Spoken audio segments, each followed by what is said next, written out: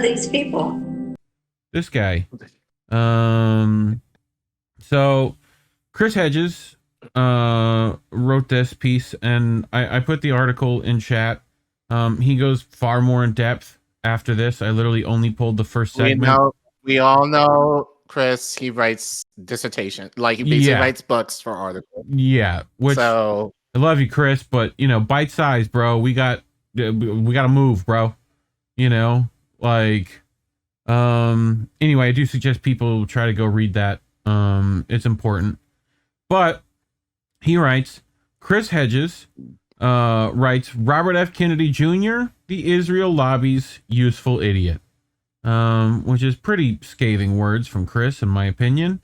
This is written over in Scheerpost, right? And a great little drawing by the legend Mr. Fish. Yay, Mr. Fish. Does some great work over there. So, Chris writes, the long nightmare of oppression of Palestinians is not a tangential issue. I'm just going to repeat that, Collin. The long nightmare of oppression of Palestinians is what? Not a what? A tangential issue. Okay? Tangential. No, tangential. Gentical. No, tangential. Gential. It's okay. Like, as in, it's not separate. It's not a tangent. Right. It is incorporated into, it is a black and white issue of the settler colonial state imposing a military occupation. Okay?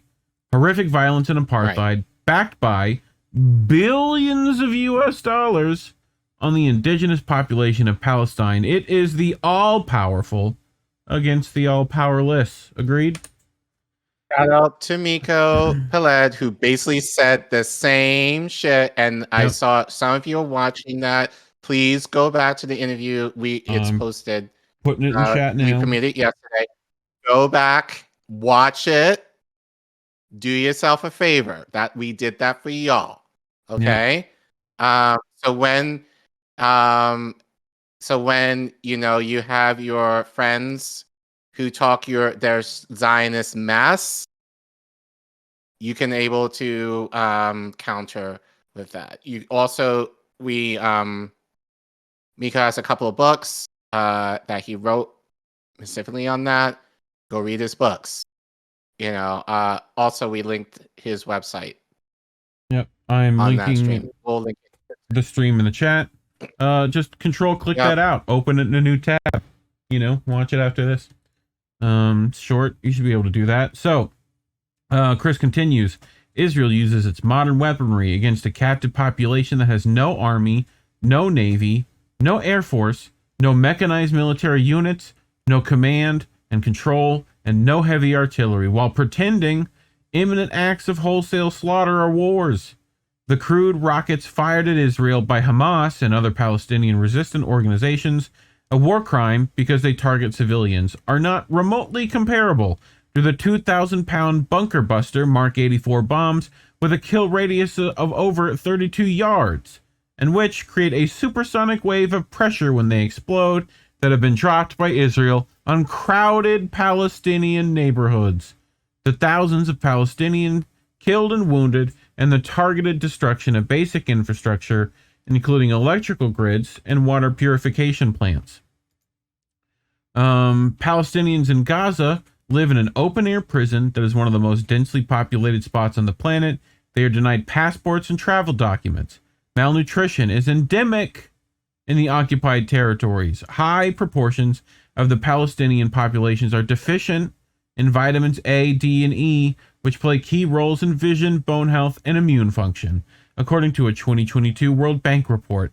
The report also notes that over 50% of those aged 6 to 23 in Gaza and over half of its pregnant women are anemic, and more than a quarter of pregnant women and more than a quarter of children ages 6 to 23 months in the West Bank are anemic. 88% of Gaza's children suffer from depression following 15 years of the Israeli blockade, according to a 2022 report from Save the Children, and over 51% of children were diagnosed with PTSD following the third major war on Gaza in 2014. Only 0.3% of the water in Gaza is considered fit for human consumption. Only 4. Guess which 4% that probably is, Care Bear. Palestinians in Gaza are crammed into unsanitary and overcrowded hovels.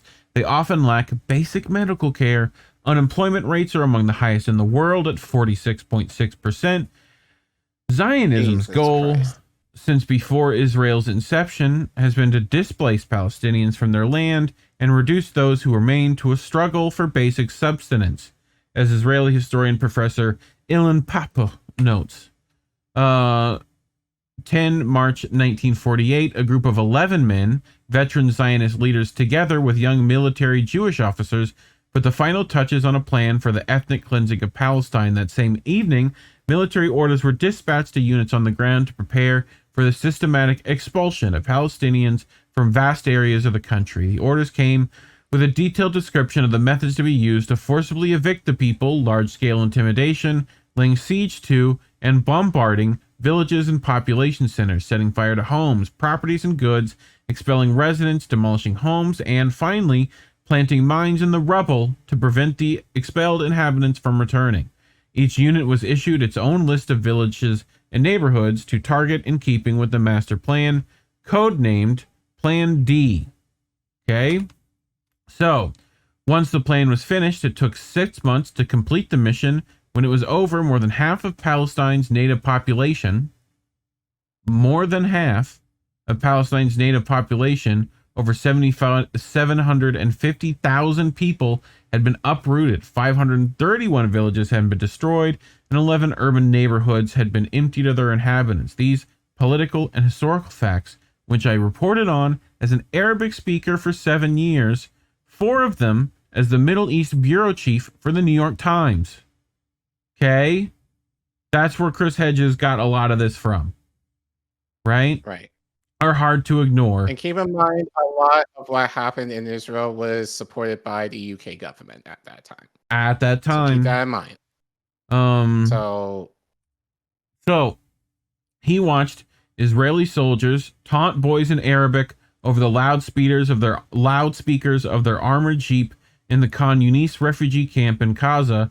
The boys, about 10 years old, then threw stones at an Israeli vehicle. The soldiers opened fire, killing some, wounding others. In the Israeli lexicon, this becomes children caught in crossfire. I was in Gaza when F-16 attack jets dropped 1,000-pound iron fragmentation bombs on densely packed neighborhoods. I saw the corpses of the victims, including children, lined up in neat rows. This became a surgical strike on a bomb-making factory. Watched Israel demolish homes and apartment blocks to create buffer zones between the Palestinians and Israeli troops. I interviewed destitute families camped in the rubble of their homes. The destruction becomes the demolition of the homes of terrorists. I heard Israel claim that errant rockets or mortar fire from the Palestinians caused these and other deaths, or that the attack spots were being used as armed depots or launching sites. I, along with every other reporter I know who has worked in Gaza, have never seen any evidence that Hamas uses civilians as human shields. Ironically, there is evidence of the Israeli military using Palestinians as human shields, which Israel's high court deemed illegal in 2005. Their own court, Collin, deemed that illegal. Yeah. Live feeds the two reactions Israel seeks to elicit: racism among its supporters and terror among its victims. There is a heavy political price to pay for defying Israel, whose overt interference in our political process makes the most tepid protest about Israeli policy a political death wish. The Palestinians are poor, forgotten, and alone. And this is why the defiance of Israel's treatment of the Palestinians is the central issue facing any politician who claims to speak on behalf of the vulnerable and the marginalized.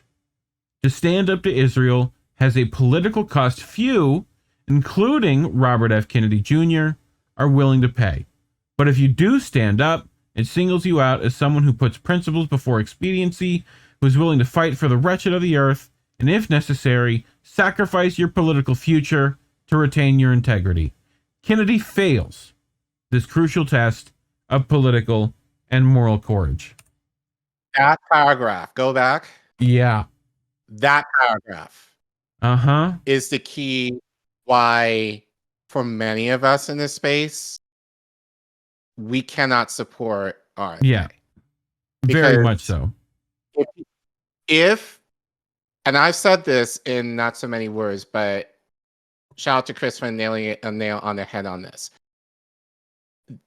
It shows, knowing the struggle that he himself has acknowledged that Palestinians are going through, but you fail to recognize that and cower under the Israel lobby. For what reason? Well, we know the reason. We know the reason. So that doesn't show strength. That shows your fucking weakness. Coward. Yeah. It's the same thing that Maxwell Frost did. Same shit. Right? Didn't he use his position to offer solidarity to the Palestinian community in Orlando, only to turn his back against them and be another shill for the Israel lobby in order to gain his position in Congress now. So there's if you cannot stand on principle on what is right versus protecting your own figure, and in this case your name, and not do the right thing, what's to say that he won't do that for any other reason? Take your pick. Yeah. You know, so we said this, him, RFK, not basically backing away, being a bitch, and doubling down on his support of Israel shows how much of a coward he is.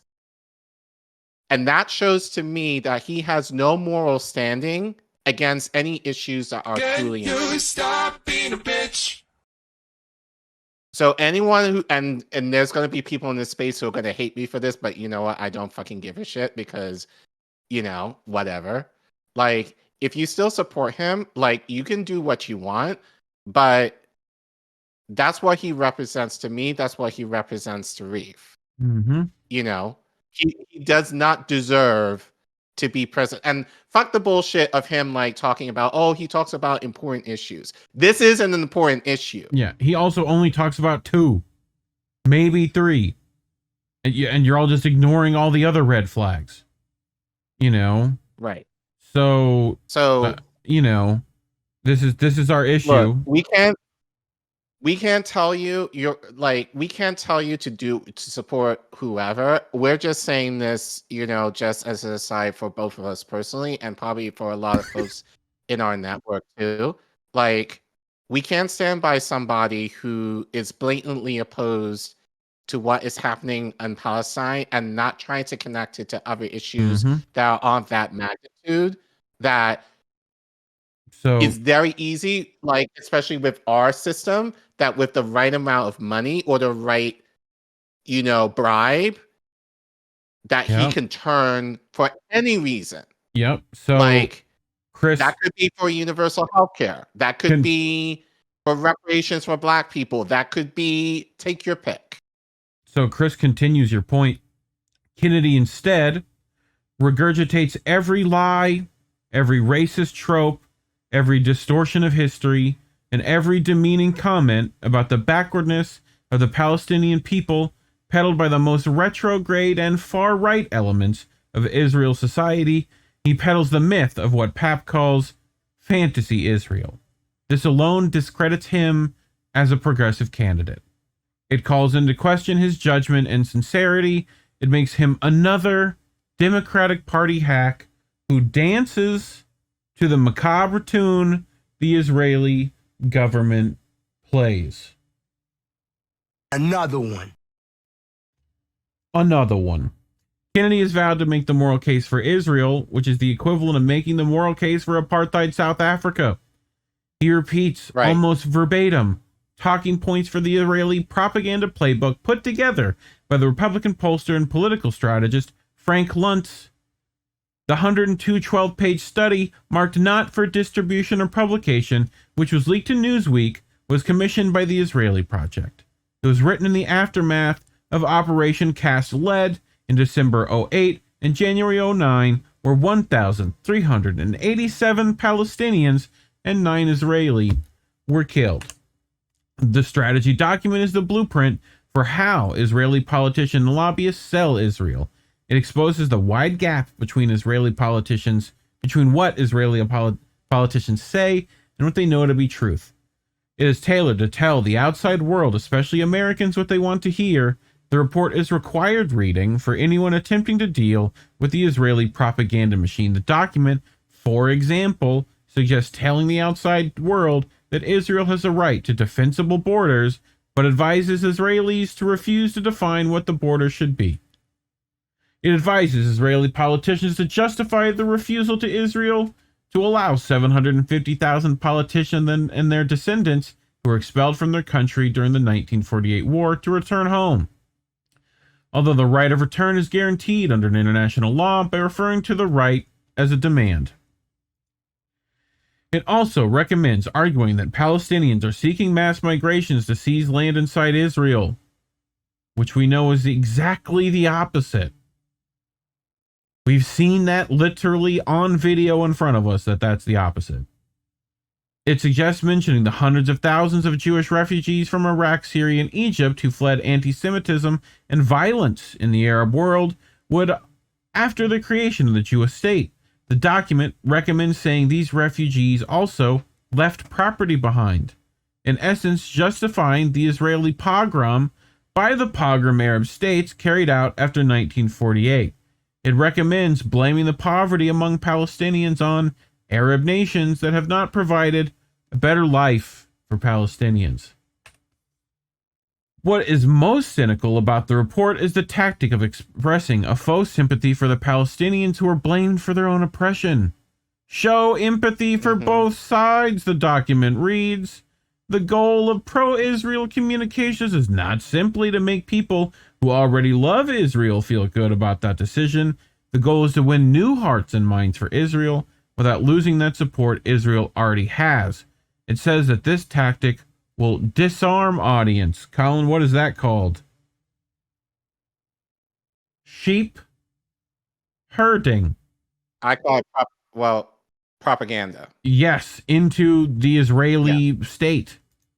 And Miko talked about this. Miko talked about exactly this. Yep. It's the idea of, sending teens to Israel, at a young age to kind of formulate their thinking around Israel like this. And he said it, and he can say it. He's Israeli. Like a white privileged perspective of, Israeli good and great, and versus Palestinians are subhuman. I'm going to use what Vosh just said, referring to, a person in the space. But, so again,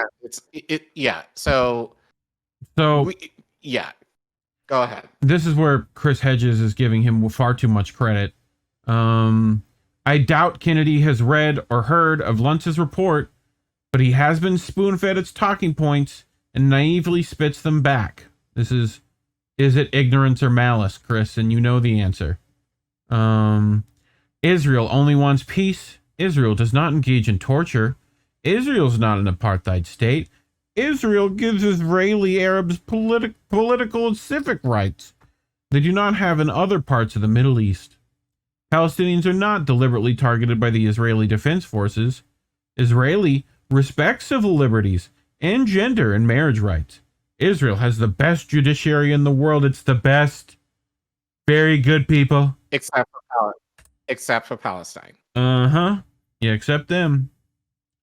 Kennedy makes other claims, such as his bizarre statement that the Palestinian Authority pays Palestinians to kill Jews anywhere in the world. Don't know where he's getting that. Along with falsifications of elemental Middle Eastern history, which are so absurd, Chris is going to ignore them. I hope you don't. I hope you go back and pull those out too. But I list below examples from the volumes of evidence that implode the Luntz-inspired talking points Kennedy repeats on behalf of the Israel lobby. Not that any evidence can probably puncture his self-serving attachment to fantasy Israel. So, yeah, good stuff. Don't vote for that guy. I'll say it. Don't do that shit. Yeah. You might as well not. I put in Miko's website in the chat.